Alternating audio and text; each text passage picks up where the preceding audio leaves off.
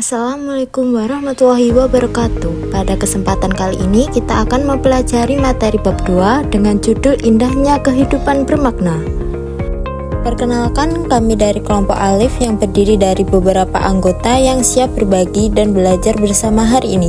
Sebelum kita mulai, izinkan kami memperkenalkan nama-nama pengurus dari kelompok kami, yaitu Ketua Garia Rofiatus, Sekretaris Mita Cahaya, Bendahara Nova Aulia.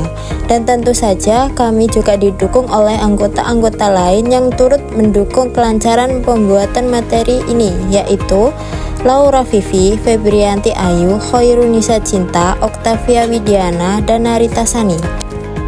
Dalam bab ini kita akan membahas 3 pokok pembahasan penting, yaitu yang pertama hakikat iman, yang kedua hakikat Islam, dan yang ketiga hakikat ihsan. Baiklah, mari kita masuk ke materi yang pertama, yaitu hakikat iman. Hakikat iman. Iman adalah keyakinan dalam hati, diucapkan dengan lisan dan diamalkan dengan perbuatan tanpa keraguan, yang mencakup kepercayaan terhadap adanya Allah Subhanahu wa taala, malaikat, kitab-kitab, rasul-rasul, hari kiamat, serta adanya qada dan qadar. Di mana iman akan bertambah karena ketaatan dan berkurang karena kemaksiatan. Iman juga memiliki kedudukan lebih tinggi dari Islam karena mencakup hal yang lebih luas, sedangkan Islam merupakan amalan nyata dari buah keimanan. Sebab keimanan sejati harus diwujudkan dalam perbuatan, dan amal menjadi bukti serta cerminan dari keimanan seseorang. Keimanan tidak terpisah dari amal, karena amal merupakan buah dari keimanan dan salah satunya indikasi yang terlihat oleh manusia. Karena itu Allah Subhanahu wa taala menyebut iman dan amal soleh secara beriringan di dalam Quran Al-Anfal ayat 2-4. Innamal mu'minuna alladhina idza dzukirallahu wajilat qulubuhum wa idza tuliyat 'alaihim ayatuhu zadatuhum imana wa 'ala rabbihim yatawakkalun alladhina yuqimuna as-salata wa mimma razaqnahum yunfiqun ulaika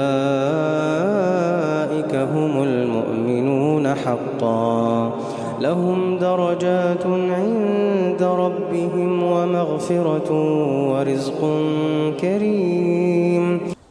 Adapun arti dari ayat tersebut adalah sesungguhnya orang-orang yang beriman itu adalah mereka yang jika disebut nama Allah gemetarlah hati mereka, dan apabila dibacakan kepada mereka ayat-ayatnya bertambahlah iman mereka karenanya, dan kepada Tuhanlah mereka bertawakal, yaitu orang-orang yang mendirikan sholat dan yang menakahkan sebagian dari rezeki yang kami berikan kepada mereka. Itulah orang-orang yang beriman dengan sebenar-benarnya. Setelah membaca ayat ini, kira-kira teman-teman sudah mulai bisa merasakan bahwa iman itu bukan hanya sekedar kata, tapi ada kriteria dan sifat khusus yang melekat. Ada 3 kriteria sifat iman, yaitu perlu teman-teman ketahui agar kita bisa mengevaluasi sejauh mana keimanan kita sudah berjalan.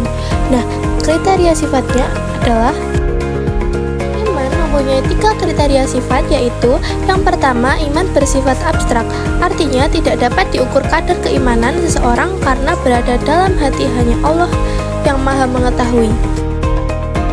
Yang kedua, iman bersifat fluktuatif, artinya naik turun, bertambah dan berkurang, bertambah karena melaksanakan ketaatan dan berkurang karena melakukan kemaksiatan. Ketiga, iman mempunyai tingkatan, artinya tingkat dan kadar keimanan dalam hati orang beriman itu berbeda dan tidak sama, ada yang kuat, sedang, dan ada yang lemah imannya. Dalam Islam, jika kita membahas mengenai iman, tidak akan terlepas dari adanya rukun iman yang ke-6, yaitu yang pertama, iman kepada Allah Subhanahu wa taala, yang kedua, iman kepada malaikat-malaikatnya, ketiga, iman kepada kitab-kitabnya, keempat, iman kepada rasul-rasulnya, kelima, iman kepada qada dan qadar, dan yang terakhir, iman kepada hari akhir. Setelah kita membahas tentang hakikat iman, selanjutnya mari kita lanjutkan ke materi berikutnya, yaitu hakikat Islam. 2. Hakikat Islam. Islam secara bahasa berasal dari kata aslama, muslim, Islam yang memiliki makna tunduk dan patuh, berserah diri, keselamatan, kedamaian, serta kemakmuran, dan berasal dari akar kata salam yang berarti selamat, sejahtera, tidak cacat, dan tidak tercela. Sedangkan setelah istilah, Islam adalah agama yang diturunkan Allah Subhanahu wa Ta'ala kepada Nabi Muhammad SAW melalui malaikat Jibril untuk seluruh umat manusia agar menaruh keselamatan di dunia dan akhirat dengan menjalankan semua perintahnya serta menjauhi larangannya, dan siapa saja yang menyerahkan diri sepenuhnya hanya karena Allah Subhanahu wa Ta'ala, maka ia adalah seorang muslim sesuai dengan gambar dalam firman-Nya Quran Ali Imran ayat 19. Inna ad-dina 'indallahil Islam wa ma ikhtalafa alladhina utul kitaba illa min ba'di ma ja'ahumul 'ilmu baghyan bainahum wa man yakfur bi ayatillahi fa innallaha sari'ul hisab. Adapun arti dari ayat tersebut adalah sesungguhnya agama di sisi Allah ialah Islam, tidaklah berselisih orang-orang yang telah diberi kitab, kecuali setelah mereka memperoleh ilmu, karena kedinginan di antara mereka. Barang siapa yang ingkar terhadap ayat-ayat Allah, sesungguhnya Allah sangat cepat berhitungannya. Setelah tadi kita membaca ayat dan artinya, sekarang mari kita lanjutkan dengan pembahasan tentang rukun Islam. Rukun Islam adalah kewajiban yang harus dilaksanakan oleh setiap umat muslim yang terdiri dari 5 bagian, yaitu yang pertama, syahadat, mengucapkan 2 kalimat syahadat sebagai tanda menjadi muslim sejati, disertai keyakinan dalam hati, berisi kesaksian bahwa tiada Tuhan selain Allah dan Nabi Muhammad adalah utusannya, menjadi bukti iman dan komitmen menjalankan perintah Allah serta menjauhi larangannya. Yang kedua yaitu sholat, kewajiban mendirikan sholat 5 waktu sebagai bentuk ketaatan dan sarana berkomunikasi langsung dengan Allah. Yang ketiga adalah zakat, mengeluarkan sebagian harta untuk yang berhak agar harta bersih dan berkah. Ada zakat fitrah, yaitu wajib di bulan Ramadan berupa makanan pokok, dan zakat ma'al, zakat harta setelah mencapai batas tertentu. Keempat yaitu puasa, menahan diri dari makanan, minum, dan hal yang membatalkan sejak fajar hingga maghrib.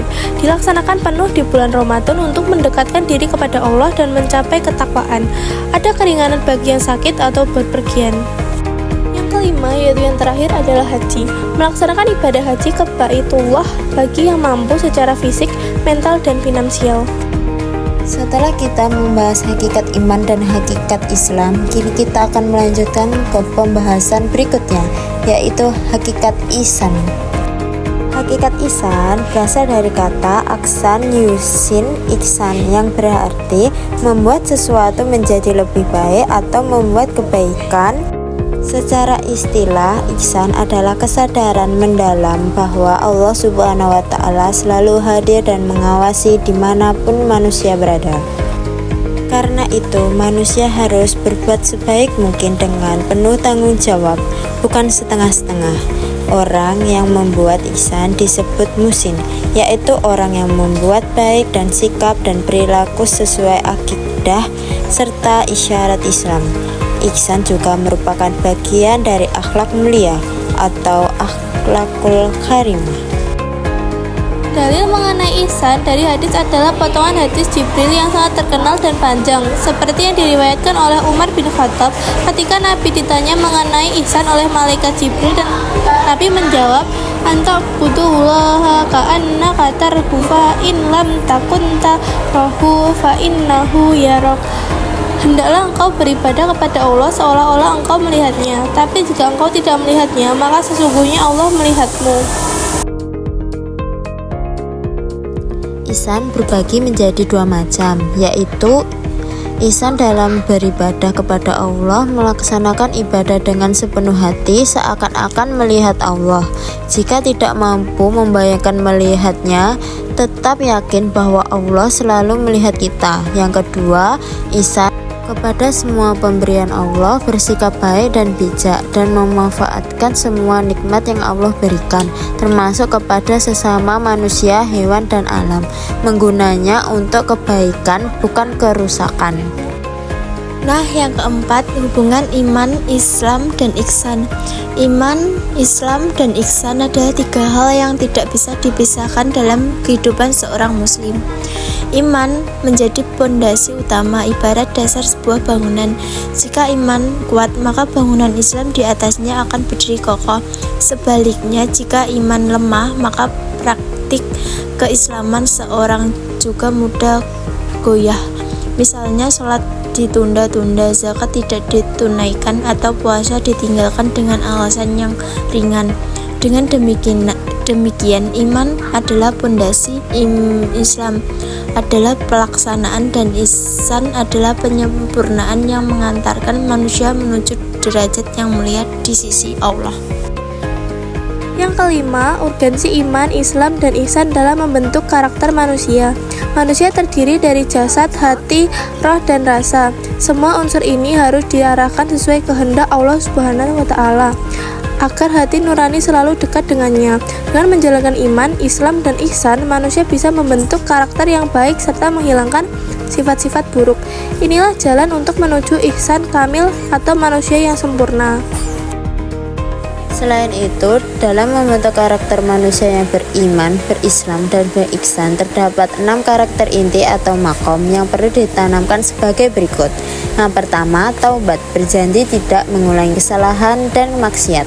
Yang kedua, waro, menjauhi dosa, maksiat, dan perkara yang merugikan hukumnya. Yang ketiga, zuhud, mengalihkan kesenangan di duniawi ke hal yang lebih bermakna. Yang keempat, rela menerima dan merasakan cukup dengan apa adanya. Yang kelima, sabar, menahan diri, mengendalikan emosi, dan bertahan tanpa mengeluh. Yang keenam, tawakal, berserah diri kepada Allah Subhanahu wa Ta'ala. Alhamdulillahirabbil alamin. Seluruh materi pada bab indahnya kehidupan bermakna telah kita bahas bersama, mulai dari hakikat iman, hakikat Islam, hingga hakikat ihsan, juga hubungan ketiganya serta urgensinya dalam membentuk karakter manusia.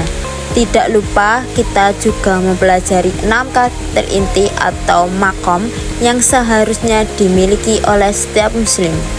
Semoga melalui pembahasan ini kita dapat mengambil pelajaran berharga, sehingga tidak hanya menambahkan wawasan tetapi juga dapat kita terapkan dalam kehidupan sehari-hari. Kami dari kelompok Alif mengucapkan terima kasih atas perhatian teman-teman semua. Apabila terdapat kekurangan dalam penyampaian, kami mohon maaf sebesar-besarnya. Wassalamualaikum warahmatullahi wabarakatuh.